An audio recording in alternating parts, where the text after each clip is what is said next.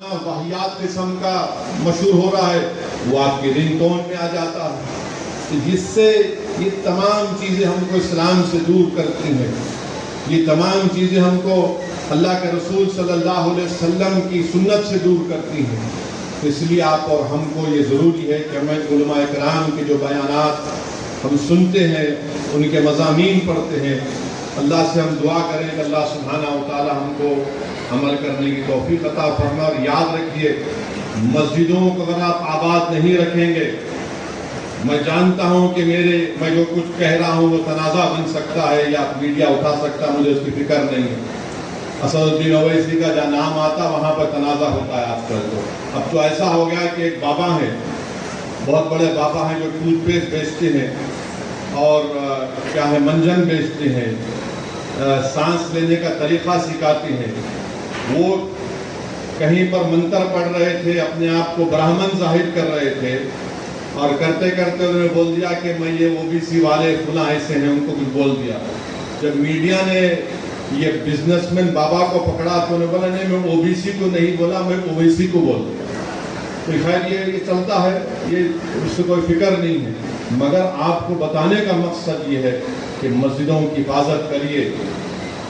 موجودہ دور میں جو حکمران ہیں وہ پوری کوشش کر رہے ہیں کہ مسجدوں کو غیر آباد کر دیا جائے، مسجدوں کی اہمیت کو کم کر کے رکھ دیا جائے، مسلمانوں کو اسلام سے دور کر دیا جائے۔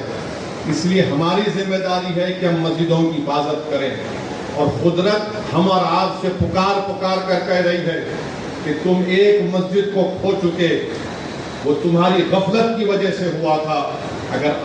اگر آپ ہوش کے ناخن نہیں لیں گے تو پھر یہ تمام جو لوگ آج اقتدار کی کرسیوں پر بیٹھنے والے ہیں، ظالم لوگ ہیں، یہ ہماری مسجدوں پر للچائی ہوئی نظروں سے دیکھ رہے ہیں۔ وہ جانتے ہیں کہ مسلمان کو مسجد سے دور کر دو پھر یہ نہتا ہو جائے گا۔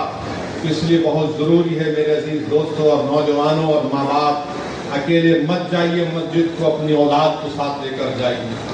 صرف جمعے کے دن نہیں بلکہ ہر وقت کی نماز مسجدوں میں ادا کریے، اپنی مسجدوں کو آباد رکھیے، دین اسلام پر فخر کریے، قرآن اور سنت پر عمل کریے، اپنے اختلافات کو بازو رکھیے۔ یہ وقت ان طاقتوں سے مقابلہ ہم کر رہے ہیں جو ہمارے وجود کو مٹانا چاہتے ہیں اس ملک سے، جو ہماری مسجدوں سے اذاؤں کو ختم کر رہے ہیں، جو ہم کو اسلام سے دور کرنا چاہتے ہیں۔ تو اس وقت میں اگر آپ اور ہم مل کر کھڑے ہوں گے تو انشاءاللہ تعالی اللہ کی مدد ضرور آئے گی، اور اللہ کی مدد آئے گی۔ اگر ہم نہیں کھڑے ہوں گے تو اللہ کسی اور سے اپنے دین کا کام لے گا۔ ہم اللہ کے محتاج ہیں، اللہ ہمارا محتاج نہیں ہے۔ اور خاص طور سے دعاؤں میں غزہ کے مسلمانوں کے لیے، غزہ کے فلسطینیوں کے لیے دعا کریے کہ 22,000 سے زیادہ لوگ مر چکے ہیں، شہید ہو چکے ہیں۔ 21 لاکھ کی آبادی کے پاس اب پینے کا پانی نہیں ہے، بھوک اور فاقہ کشی سے مر رہے ہیں لوگ وہاں پر۔ اللہ دیکھ رہا ہے کہ دنیا خاموش بیٹھی ہے، اور اللہ سبحانہ و تعالی جو لوگ آج خاموش بیٹھے ہوئے ہیں، جن کے پاس اللہ نے لازوال دولت دی ہے، وہ اللہ کے فضل و کرم سے، وہ تو نبی کریم صلی اللہ علیہ وسلم کا صدقہ ہے کہ تمہارے پاس اتنی دولت ہے۔ مگر آج ان معصوم فلسطینیوں کے اوپر جو ظلم کیا جا رہا ہے، انشاءاللہ تعالی اللہ ضرور ان کی مدد کرے گا۔ ہمارا کام یہ ہے کہ ہم فلسطینیوں کا ذکر کریں، ان کی تائید کے لیے، ان کی کامیابی کے لیے، ان کی مصیبتوں کو ٹالنے کے لیے اللہ سے دعا کرتے رہیں۔ میں پھر سے ہمارے عمومی صاحب کی اور مولانا حسان فاروقی صاحب کو مبارکباد دیتا ہوں۔ اللہ سبحانہ و تعالیٰ ان مدرسوں کو صبح قیامت تک آباد اور شاداب رکھے۔ واقع حافظ دنیا میں نہیں ہے، اللہ ان کی مغفرت کرے۔